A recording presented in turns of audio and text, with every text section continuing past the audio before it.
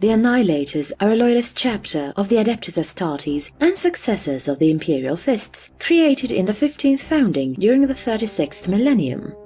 Their original purpose was to aid their parent chapter in driving a large orc war out of the Adeptus system, which rests on the border between Ultima Segmentum and Segmentum Obscurus. They succeeded in this task so well that they were allotted any planet in the system to claim as their homeworld.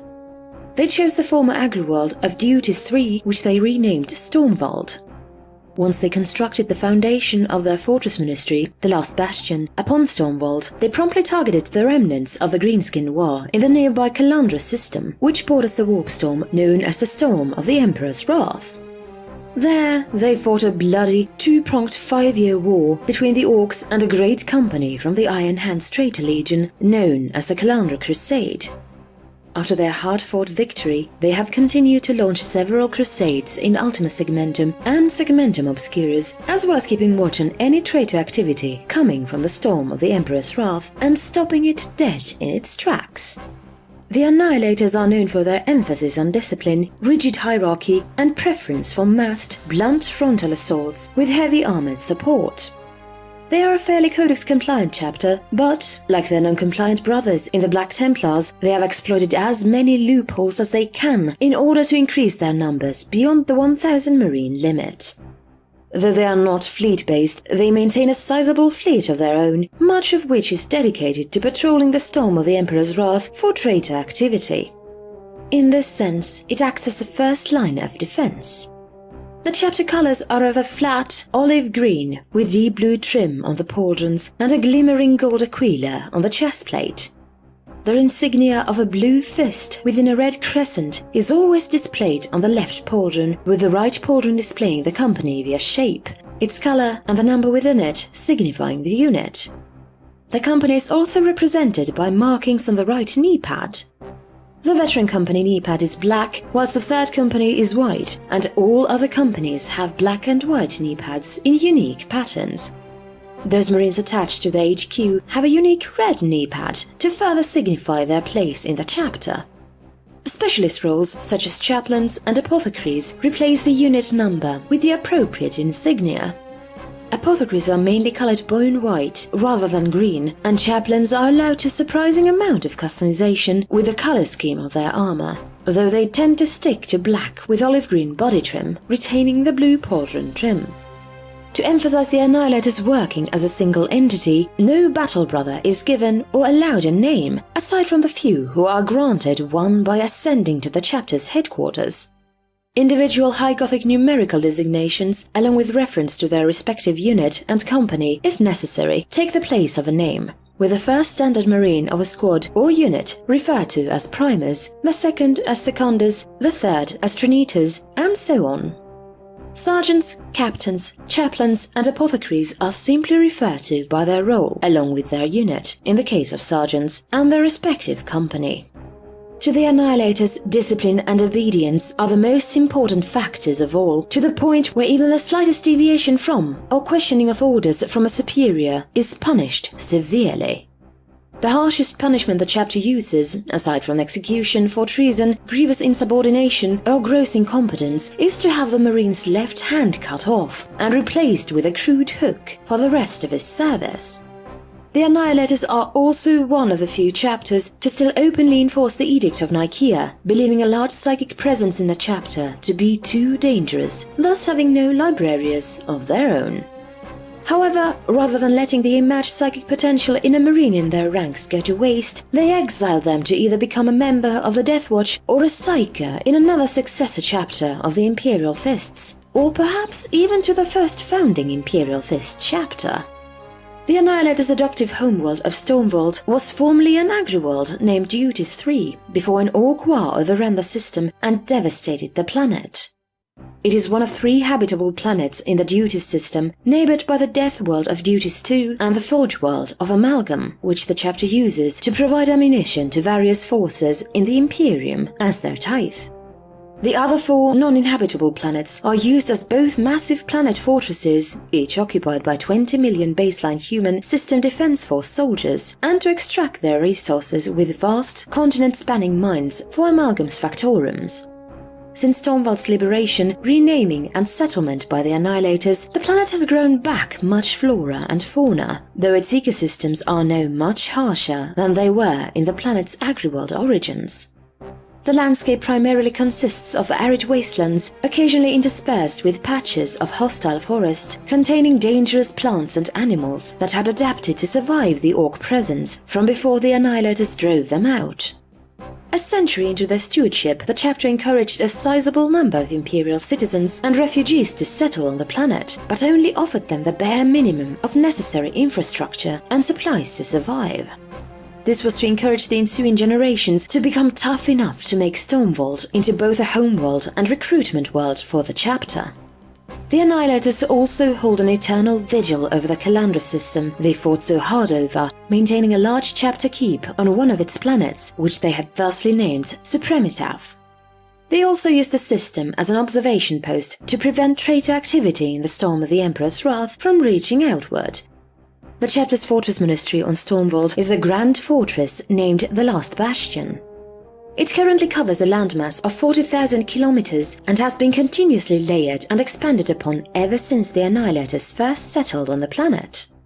Its myriad of defense networks and mighty walls house every variety of weapon the Imperium produces, and contains many trick paths designed to funnel any would-be invaders into an inescapable trap. At the center of this complex is the Eternal Keep, standing 3 miles high from the top of Stormwald's highest mountain, which the keep has long since built itself over. Within it lies the Reginum Annihilatum, the main command center for the chapter's headquarters and throne room for the chapter master, who is currently Armand Stovik. The keep also contains the Libraria Annihilatum, where specially appointed scribes dedicate their lives to archiving the chapter's logistics, feats, and even art. Neophytes are recruited from Stormwald, Duties 2, Amalgam, and the occasional batch from outside the system, though this last source was used far more commonly in the first millennia of the chapter's existence. The neophytes are then trained and brought into the 9th and 10th Scout companies before being deployed at one of the other official companies of the secretive reserve sections based at their chapter keep on Triumphataf, which is rumored to contain anywhere between 800 and 1,500 Marines. The Annihilators' doctrine is similar to those of the more elite mechanized regiments of the Astra Militarum, where critical strikes by kill teams are followed by a massed artillery bombardment and airstrikes. Then, heavily mechanized armored spearheads interspersed with dreadnoughts, tactical and devastator squads smash into the enemy lines. More tactical squads follow the spearheads and continuously reinforce them, grinding their foe into dust with sheer, relentless force. The chapter uses more of their tank pool in each battle than most chapters, placing just as much importance on each tank as with each tactical squad. The chapter does not have as many assault squads as other chapters, with there only being 1 squad of them in each regular company and 2 in the veteran company. They are not treated as a final stage for newly inducted Marines before moving to a tactical squad, for instead they are treated as elite units, only for use in the rare situations where rapid precision strike assaults are absolutely necessary. The most famous, brutal, and costly conflict in the history of the Annihilators chapter is the 5-year-long Calandra Crusade, also referred to in Imperial records as the Calandra Wars. The origins of the conflict date back to the creation of the chapter itself, where their first enemies, an Orc war led by warboss Dakgob, were driven back from the Duties system to the Calandra system, which borders the storm of the Emperor's wrath. The Annihilators only settled on Stormwald long enough to chase after the remnants of War Dakgob as quickly as possible with their full chapter strength in order to finish them off. However, as they prepared to descend on what was left of the war on the planet Thermus, the chapter suddenly found itself under attack by an entire company from the Iron Warriors Traitor Legion, who had commenced an assault from the storm of the Emperor's wrath. The Annihilator companies approaching Thermus were ordered back to defend the rest of the system from the already devastating traitor offensive. Despite their heavy defense, they struggled to hold back the Iron Warriors for 2 years before finally pushing them back. But by that time, War Dakgob grew back into a threat to the Annihilators' presence in the Calandra system, forcing the chapter to divide its efforts in combating both the war and the Iron Warriors. Though not entirely unsupported, the Annihilators made the greatest effort in both ultimately destroying the war and driving back the traitors over 3 more years of grueling conflict.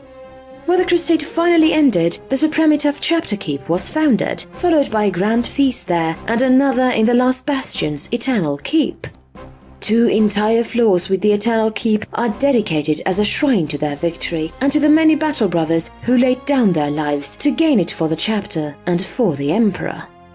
By the end of the 41st millennium, the Annihilators were officially made up of 8 regular companies, 2 scout companies and an unknown number of reserve sections. However, this was soon to change, drastically. At the dawn of the 42nd millennium, the formation of the massive warp tear known as the Cicatrix Maledictum initially cut off the Annihilators from beyond the galactic south of the Duties system, whilst another massive Orc war and a renewed Iron Warriors and World Eaters assault from the storm of the Emperor's wrath made their assaults on both the Calandra and Duties system. This forced the chapter to gather every one of their companies and reserve sections to defend their territory against this great threat. By the time Rabute Guilliman's Indomitus Crusade arrived at the system and aided in repelling all hostile forces from the Duties system, the 8th Company and much of the reserve sections had been wiped out, with all other companies and the SDF suffering heavy losses. But they held. When Guilliman offered to supplement their losses and bolster their numbers with his brand new Primaris Marines, Chapter Master Armand Stovik requested to have a meeting on the subject of reorganization involving himself, his personal staff and Guilliman within the Eternal Keep in the Last Bastion. The Primarch accepted, commencing a meeting in the Reginum Annihilatum that lasted for 3 days.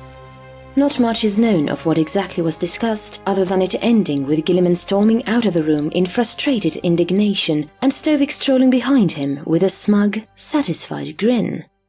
Since then, the current organization of the Annihilators centralizes itself around the concept that since neophytes are not entirely Astartes, a scout company is not technically a true Astartes company.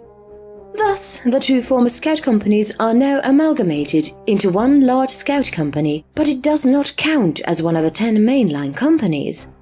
The new 8th, 9th and 10th companies are entirely composed of Primaris Marines, with the Intercessor squads taking the place of tactical squads and specialist Primaris units, such as Interceptors, Hellblasters and Reveres, taking the place of the more specialist units in the company. Every company also has its own reserve pool that makes up for every Marine in the company, except the Apothecary, Chaplain and Captain specifically, as these would be promoted from the few survivors of the previous iteration of the company. With their strength now greater than ever, the Annihilators will continue to press on with unrelenting force until the last enemy of mankind is crushed into a bloody pulp by their ceramite boots.